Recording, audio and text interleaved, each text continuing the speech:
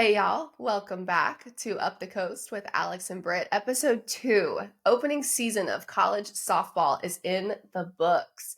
Britt, how are you feeling after last weekend of games? To me, it didn't necessarily feel like opening weekend. There were some big time matchups, some big time upsets, a lot of good softball, one-run games, controversial calls, ejections. We had it all opening weekend. We didn't take our time diving into the 24 season. A lot of action and a lot of fun to watch this past weekend.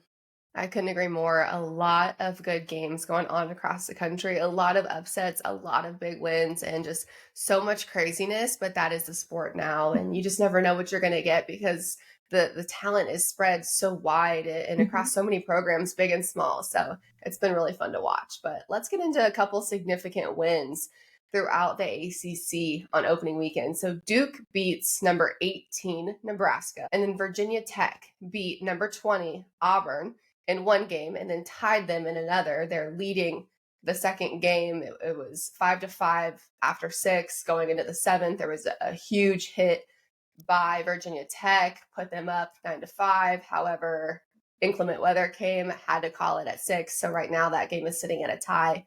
And I think it's seemingly going to stay the same. So, Brett, any thoughts about some of those huge wins? A couple top 20 wins, too, for the Yeah. ACC. So that's always good. Yeah, I think it was a good showing by the ACC, especially from our top teams in the league, preseason ranked. Duke with Nebraska, who just gotten the Jordy Ball transfer from Oklahoma, but she did go down with an injury, so they did not get to see Jordy Ball, but still a good team, good solid win to get started. Clemson, Oregon. Oregon's always good. They're a scrappy team. They always have good pitching. They're fast. They play good defense. So to beat a solid Oregon team in your first opening weekend, Coach Rittman at Clemson's got to be proud of that win. And Valerie Cagle looked great. The rest of the team really looked like they were gelled together. No learning curve to start the season. And if I'm Virginia Tech, I'm so mad about that Auburn game, hitting the grand slam to take a 9-5 lead and then having to call the game, take that win away from you. But at least they got one solid win from Auburn, taking one from the SEC. So I think they've got to be happy about that and just kicking themselves a little bit, knowing that they could have had another one. But a good solid showing from the top teams in the ACC for sure. Well said, well said. So a couple of big losses too. We love the significant wins, but a couple of big and unfortunate losses for a few teams and really top dogs in the ACC. So first, let's start with FSU loses to Charlotte on the season opener. That was a big one, a nail biter, went into extras. Definitely a tough loss for Florida State, who came into the season ranked 4th in the country, obviously number 1 in the ACC with that top 5 ranking. And then Clemson loses to Mizzou. What are your thoughts there? Starting with the Florida State loss to Charlotte, that was unexpected, very much unexpected. But Charlotte's been good in the past. They've been postseason team. Ashley Chastain took over that program a few years ago, and they've really shown some growth and competitiveness and really made a name for themselves on the big stage. But it's not a loss that Florida State should have had by any means. But we talk about the growth of Florida State every year, how they look at game one is not at all how they look in May. So this isn't going to be the team we're going to see all year long, but you know that you just don't want to drop games like that because we saw a couple years ago Florida State losing in regionals to Mississippi State. So you got to take advantage of the games you're supposed to win, and I'm sure that's going to be something that Coach Lonnie talks about with their team. But they did come back and beat Charlotte next time their rematch handedly, and then Clemson losing to Missouri. Missouri had a good weekend. They looked really good. They beat Utah, solid Pac-12 team, and then beating Clemson. So, I'm not too concerned with that loss for Clemson. They lost to a good team. They didn't play bad softball. They left 10 runners on base. It's just I think one of those games that you just didn't get that key hit when you were supposed to.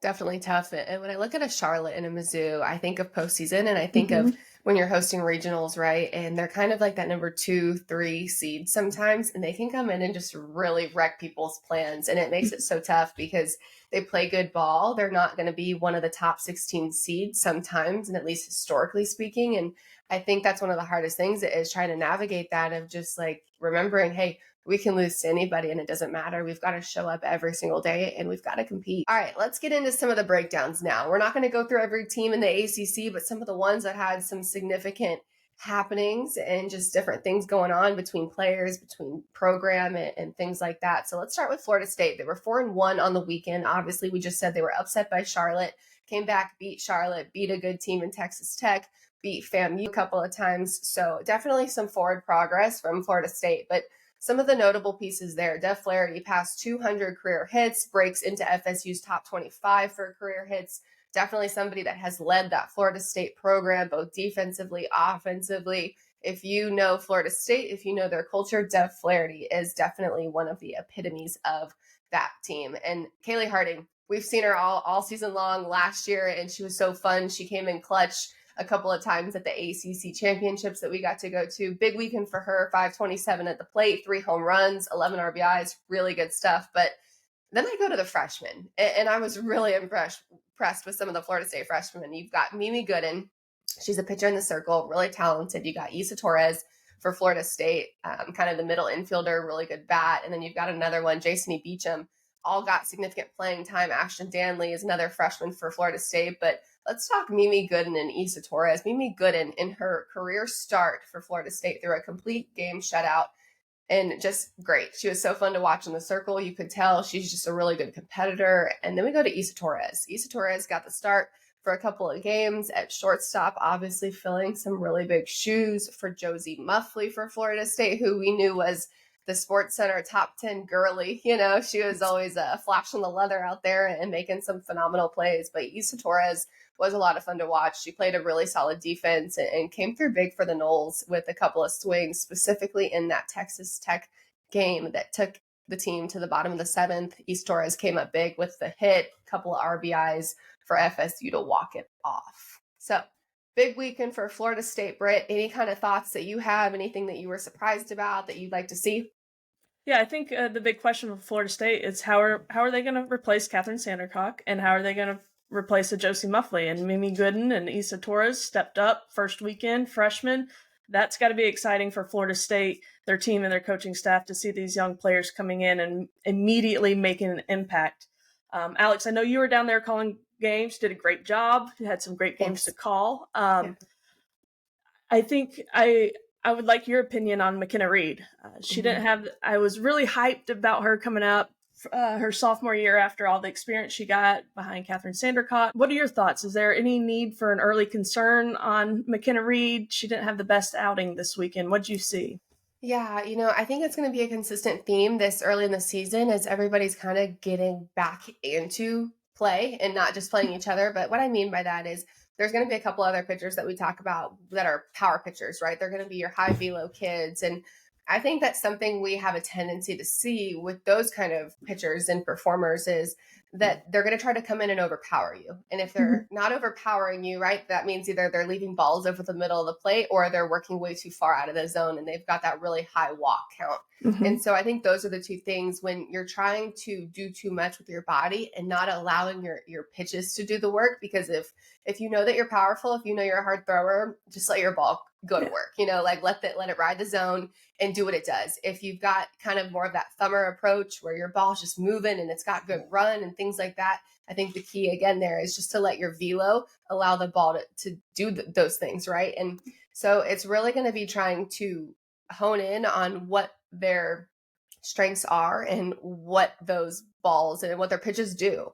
So I think we see that a few times throughout kind of the rest of our conversation, just from some of our notes that we're going to take you through. And, I don't think McKenna Reed needs to worry. I think that she's got a lot of confidence. I think she's got a good sense of self. So I think it's just one of those things. You come out and, she really didn't get to have a lot of games either, because right now Lonnie Alameda was really leaning in Emma Wilson to get her some good exposure, and a couple other pitchers. Allison Royalty going to get the ball a few times because McKenna Reed got the ball more substantially than those other pitchers last season. Right. So to an extent, Lonnie and the coaching staff already know what McKenna Reed can do. I think she's trying to test the waters to see what these other pitchers can do. So I don't think Florida State needs to worry. We saw 5 of their 6 pitchers this weekend. So I think that's going to be a theme all season long. I just want to add one thing to the McKenna Reed piece. Last year as a freshman, she always had that security blanket that Kat Sandercock could come in, right? That pressure wasn't there. If she got in trouble, she knew she had an All-American that could come in and clean things up. And this year, that's kind of her job now. I mean, just a sophomore, but a veteran and a lot of responsibility. I think when she gets more comfortable in that role, then she's going to get back to where she was last year for sure. But Duke on the weekend, they had a good weekend, 3-1. They opened up the season with Oklahoma, and we were both really excited about that, to see that matchup, to take your team, put them against the best team in the country, and see what you can do. And they lost 3-0. I thought it was a very respectable performance against the Oklahoma team. Castine Curd, though, came out, the sophomore we talked about, hard thrower in the circle. She gave up 3 hits and 3 runs, and she had over the weekend 8 walks and just 5 innings pitched. So I think there's a little bit of a sophomore struggle in the opening weekend with Castine Curd. But then we saw Jala Wright come in and do a great job against Oklahoma. They just couldn't get the runs in, get that big timely hit. So I think they matched up well against the best team in the country. I think for first game, I was impressed with Jala Wright, how she came out and threw. I think she was kind of on the who's going to be the number one for Duke, Castine Curd, Jala Wright. And I think Jala Wright really showed us this past weekend that she wants that number one spot. Yeah, and I think we saw last season Jala Wright just come in and show out, right? She was so impressive last year for Duke. Castine Curd, I agree. I think it's called, like, at least on the side of offense, kind of that sophomore slump that you get into. Again, only opening weekend, so not to say that that's the case for Curd, but still, I think that thing exists, that thing, right?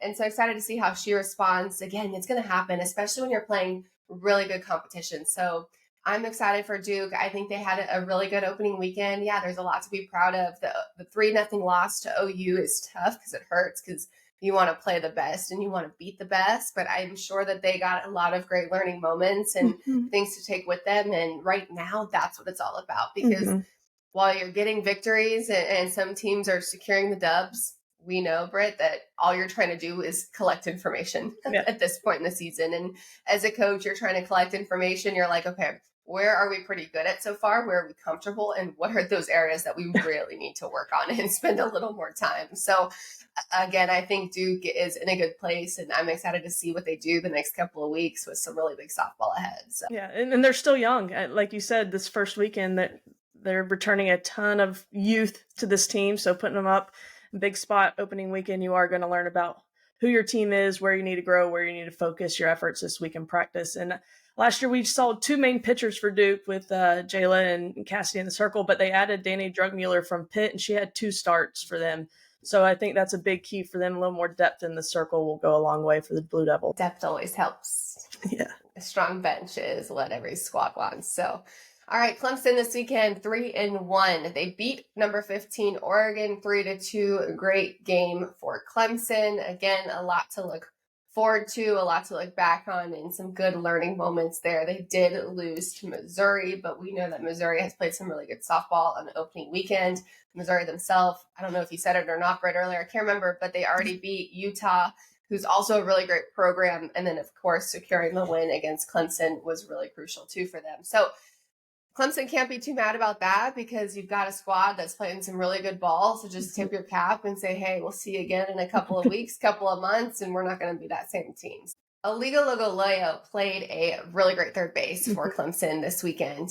She did a really good job over there, just securing some big plays and reducing or minimizing any kind of run damage against Clemson. And that proved to be big. I remember seeing she got a hot shot hit to her, made the play, backhanded grab, really solid over there. So you love to see that. She did move over for a shortstop transfer, Alex Brown, which was really big, because you've got to have versatility, right? We just talked depth. We just talked the importance of it. And when you have these athletes that can come in and play multiple positions well, it's obviously really good for coach to keep her bat in the lineup. So Logolea does a great job over on the hot corner. Millie Thompson, Valerie Cagle, both really good in the circle this weekend too. Again, just really good pitch efficiency is one of the phrases I like to use when I'm calling games, because minimizing free passes, right? Hits, of course, are important in minimizing hits, but also minimizing walks and hit by pitches and those other kinds of ways that batters get on. And when you can do that as a pitcher and be efficient with your pitch count, 1, you're helping yourself for longevity, and 2, you're helping your team around you, because you're just letting hitters put the ball in play. Your defense is getting to work, but you're also just being really effective in the circle, trying to attack the strike zone. So no extra pitches and no bad or worrisome issues there from the Clemson pitching staff. You got anything on Clemson? Yeah, no, I think they're a great, solid team. The addition of Alex Brown, she made an impact. Transfer from UNC, looked great at shortstop, looked great at the plate. The one thing that Valerie Cagle. We need Valerie Cagle. That's the key for Clemson. She'd be a key for any team, right? Not just Clemson, but she needs help around her. We need to make sure Millie Thompson and Brooke McCubbin are able to pick up some solid, good innings. So not everything is on the Valerie Cagle's shoulders. She can stay healthy. The longevity of the season is going to be really important to keep her at her best, because you want Valerie Cagle at her best come May and postseason. So as long as Millie Thompson and Brooke McCubbin and the rest of their pitching staff create a complete pitching staff, I think Clemson's going to be just fine, and they're going to make a nice run. It was fun to see them back on the field because they're just top to bottom. They're just so athletic. They're like Duke, just very athletic.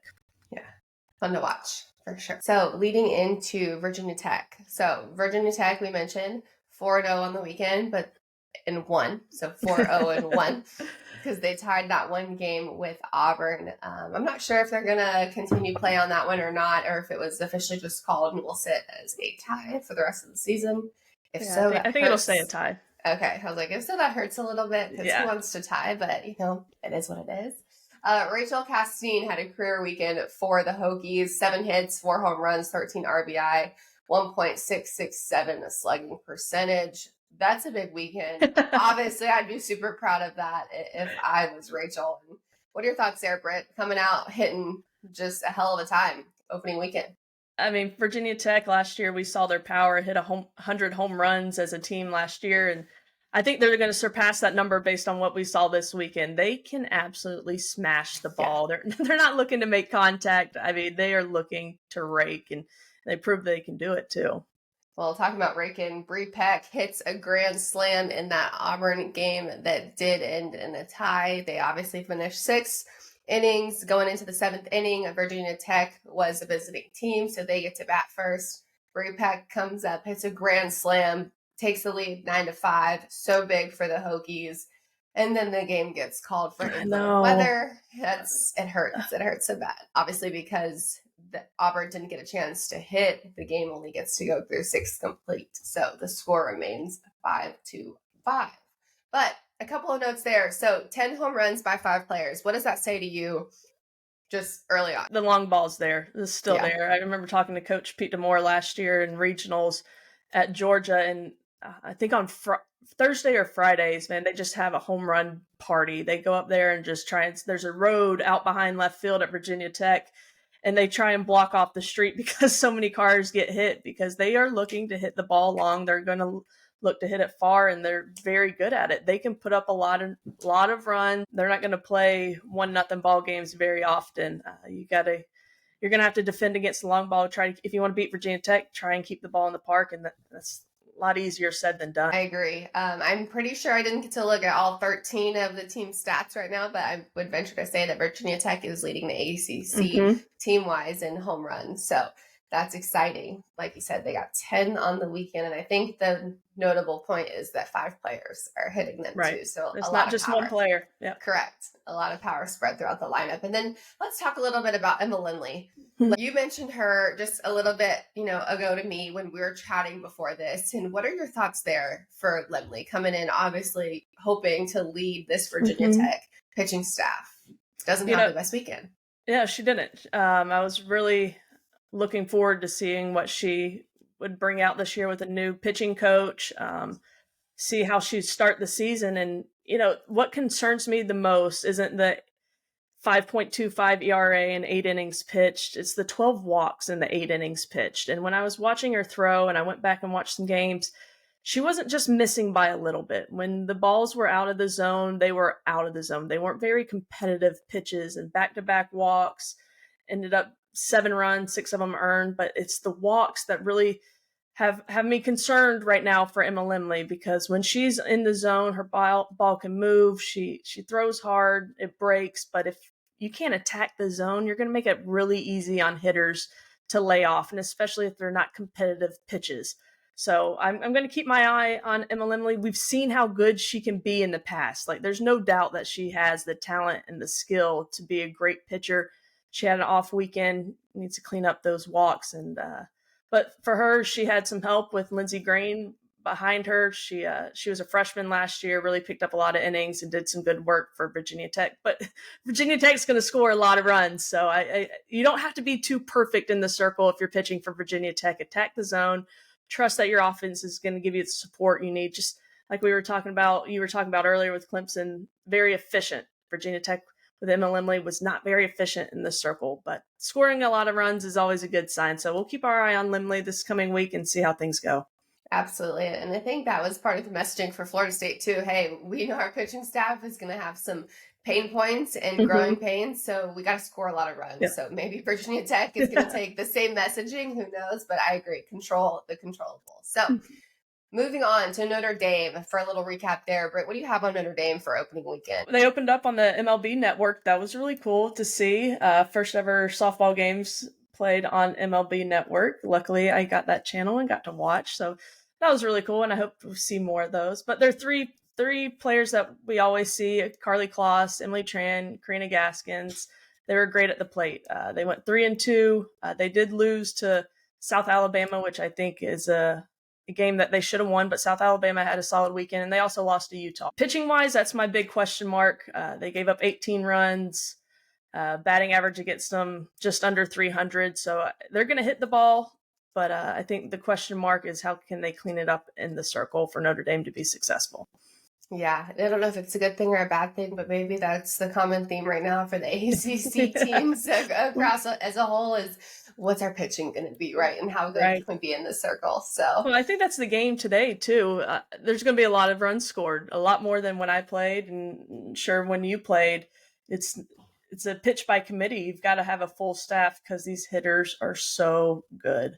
So good. And the information that they're getting to now is just crazy. And I'm sure you've seen it too, obviously having coached at the collegiate level, but the game continues to elevate. And I was obviously in Tallahassee this week and calling games. I get to sit in scouting. So I'm very fortunate there just to be able to listen and talk shop a bit. And, you know, I had a couple alumni that were also there this weekend, and they're people that I played with. One was my roommate that I lived with for 4 years. And like, I was just kind of telling her some of like the technology now. And I was like, you should sit in scouting when they're talking pitches. It's not just like, oh yeah, it's some north to south movement. It looks like this. Here's the velo. It's like, oh no, this is rated like a 4 or a 5.5. And she's like, what does that mean? I was like, it's the number of inches that balls are moving, or like perception and deceptive inches and stuff. And she's like, what? I'm like, yeah, I don't know. I was like, too much information. We'll have to go into that one day. We'll have to do Oh my gosh. That'll be fun. Yeah. Well, maybe you can come with me and like to Tallahassee and we can sit and scout, or maybe some of these other coaches will let us sit in there scouting, because I just like to learn, and it's incredible what you're told and everything else. So really good stuff. Louisville. So 5-0 on the weekend. They played opening weekend in Fort Myers. So their pitching staff was, I think, really the key there and kind of the storyline for the Cardinals.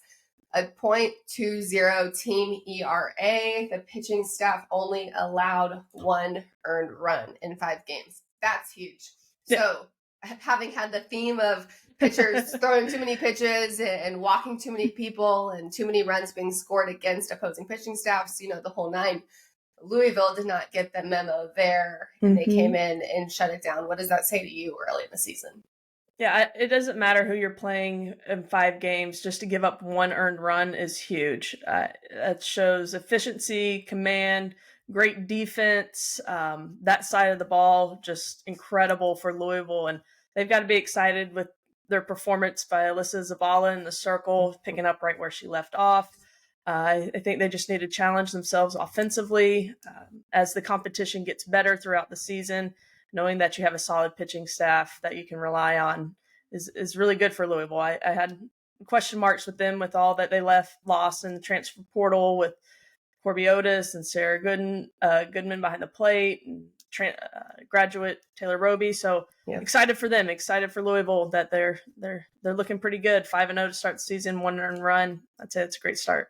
Yeah, didn't play the like best top opponents where maybe they could have lost a game or two to really see what they're made of. But again, really good stuff going into opening weekend. A couple of wins against Georgetown, LIU, FGCU, so some historically good ball clubs. But yeah, excited to see them be put to the test throughout the next several months and see how they respond. But I think it was a good learning opening weekend. So UNC. What do you got on your Tar Heels? Congratulations to Coach Smith, Megan Smith, getting her first win at the helm of Carolina. They had a heck of a weekend, man. They put up some big numbers. Perfect game by Britton Rogers in the circle, 5 innings against North Carolina A&T. We kind of got a look of what kind of team they want to be, what their identity is, and they want to run. They were 21 for 22 on the bases. And I mean, just to get an opportunity to steal 22 bases, they are getting runners on. A transfer from Marshall, 10 for 15. I mean, Carly Sneed at the plate went 9 for 13. Autumn Owen, the transfer from Marshall, a home run in her first at bat. I think they brought in some really big pieces because they lost a lot to the transfer portal. But I am going to say this with caution. They played Winthrop and North Carolina A&T, not traditionally very strong competition.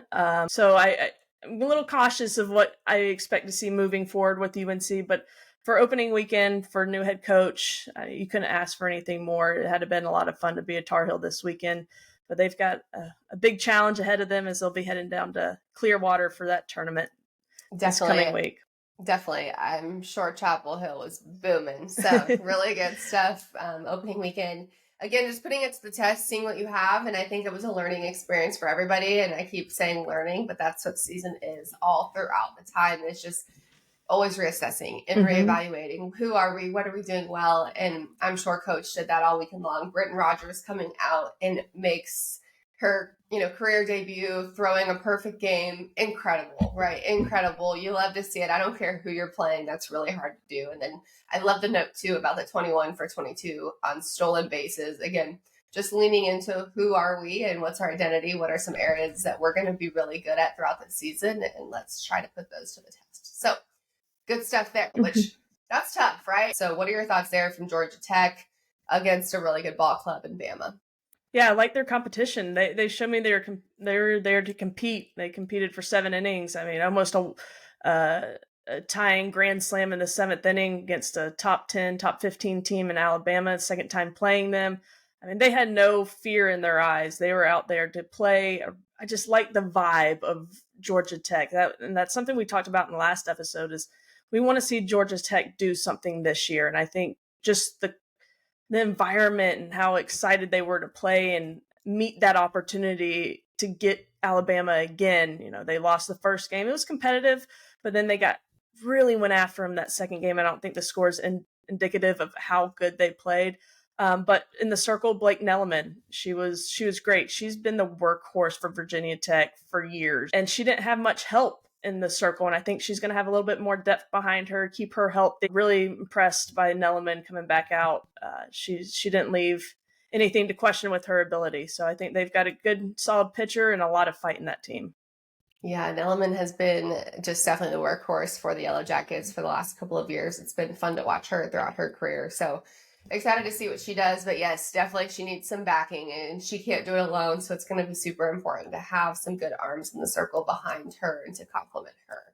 But yes, love also the competition that they're facing. They're just kind of putting themselves out there, going to have a really big couple of weeks ahead, headed to Clearwater this week, which we'll get into that here shortly. But love what Coach is doing there to really challenge this program. On to Virginia. What do you have on Virginia after opening weekend, Brett? They were 3-2 on the weekend, 2 losses to a good South Carolina team. Went up against good competition. Edom Bingham in the circle, once again, she looked good, had 11 strikeouts against a good UNCG team who's made postseason for the past few years. And that's Virginia's goal this year, right, is to get into postseason. So they're playing teams that make it to postseason early on, beat UNCG, close games with South Carolina. So I think you got to be happy with the performance for Virginia, and definitely something to grow on. Love it. Bingham has been crucial for Virginia the last couple of years. So yes, excited to see her continue that success. But let's go on to Syracuse now. So Angel Jasso, not missing a beat. Senior season,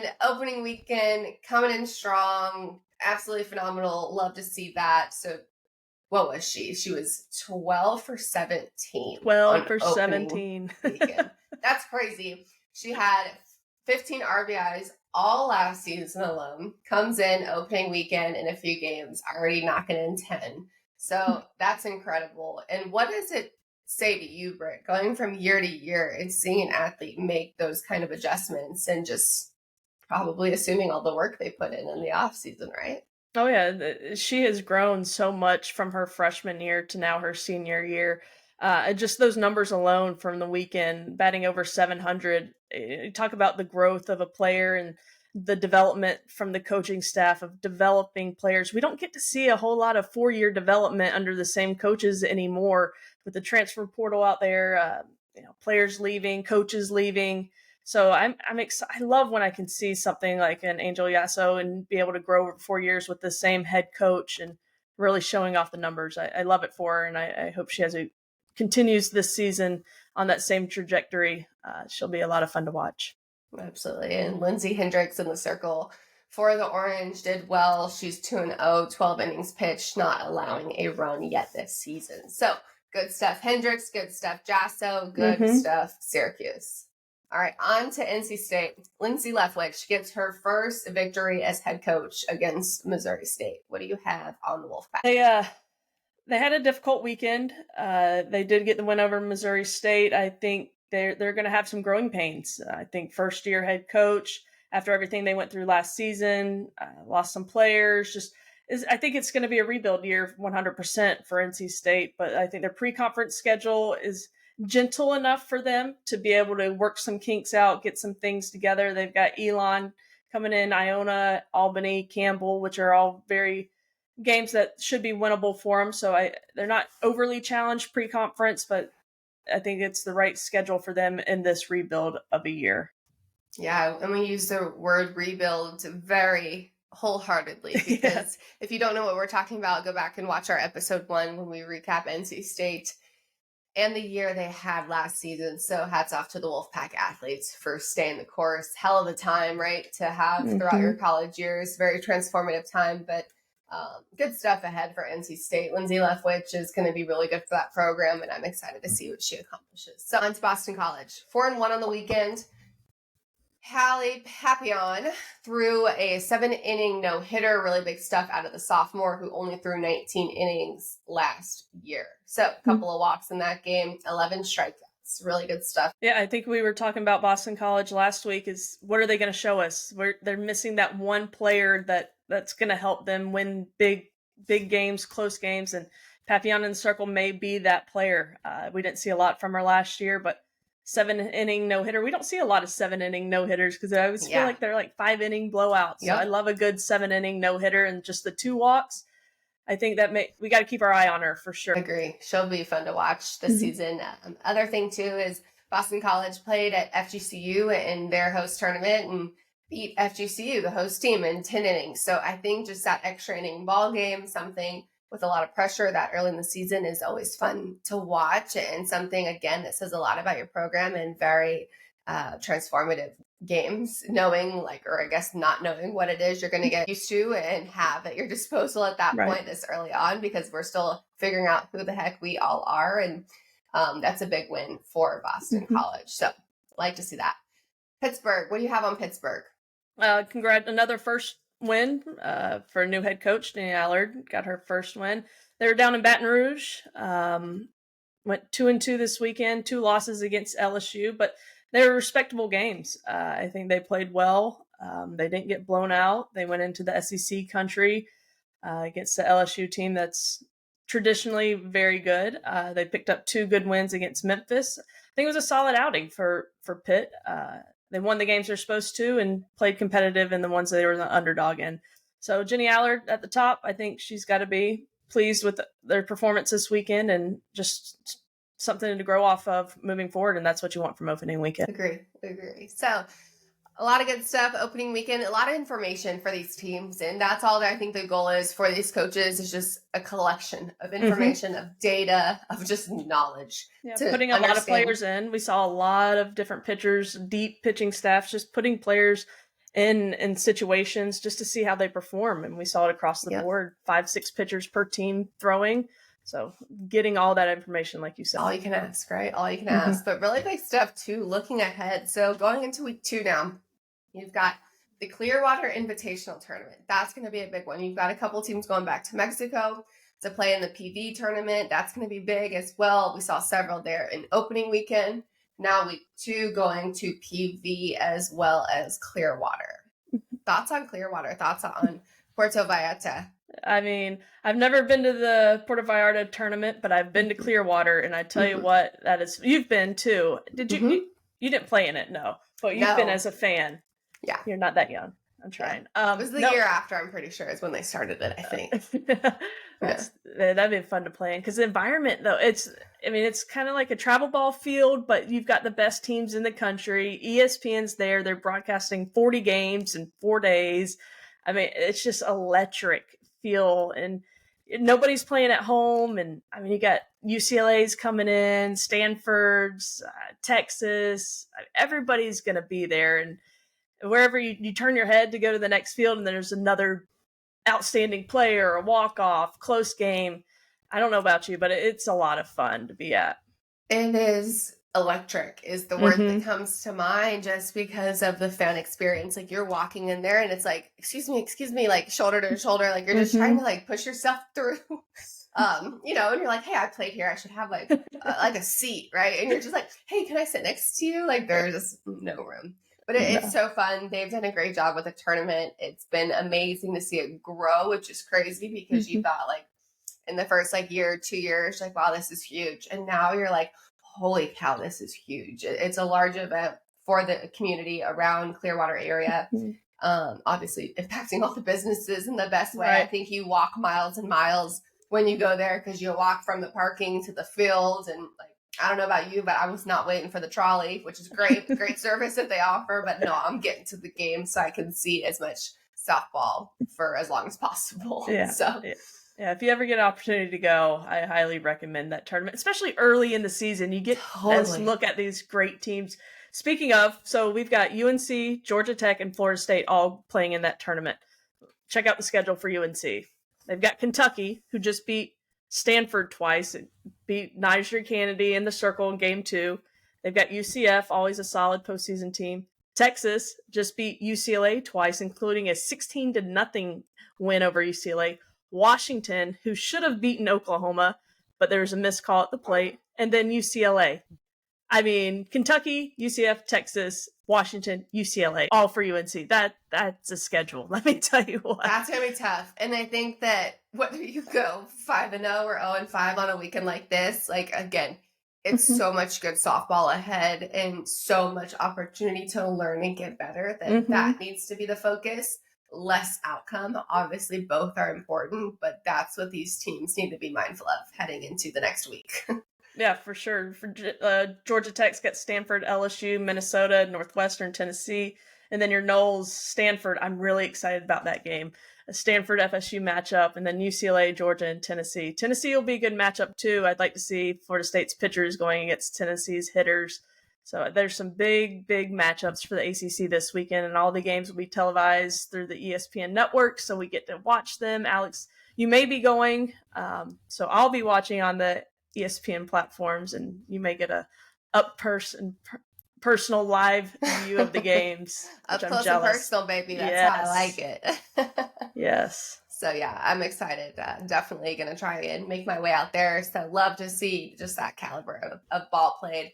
I think one of the funniest things too is the game is changing too, with just like the physicality of these athletes. Like, I go down on these fields now, and Britt, I'm sure you do the same. They're huge. I mean, like the minimum, like, trust me, you can be a different size and play the game of softball for anybody listening. But some of these girls, I'm like, wow, I feel like the standard now is like 5'10", and you're just like a brick. Like, you are just so strong. You are so strong. And I'm just like, I'm pretty sure they could probably bench press me. Like, they could lift me and bench press me now. Oh, no doubt. Like, this is crazy. So yeah. All of them at once in Clearwater. I mean, it's going to be great. It's going to be a good time. And I'm so glad the ACC is going to show up with bringing 3 teams. So that's great. Yeah. Good stuff. So fire me up. We got a lot to look forward to. We're going to be tested this weekend for Clemson down in PV, Utah, Wichita State, Mississippi State, a lot of Auburn going up against the SEC. I love the ACC-SEC matchups. Virginia Tech's going to have the Pac-12 matchups with ASU and Cal. So playing some other big Power 5 conferences. Week 2 is not going to be a disappointment. A lot of great games. Week 1 was great. We got our first taste of the ACC. And now we're really going to get down to the nitty gritty and play some really good competition. And I'm excited for it. It's going to be great. Awesome. Well, thank y'all for listening. If you guys have any comments, questions, you guys have any topics that you want to learn more about these ACC squads, obviously just hit us up. You can follow us on Instagram, Twitter, or you can leave a comment on the comments below on this channel. So thank y'all for watching, and go ACC.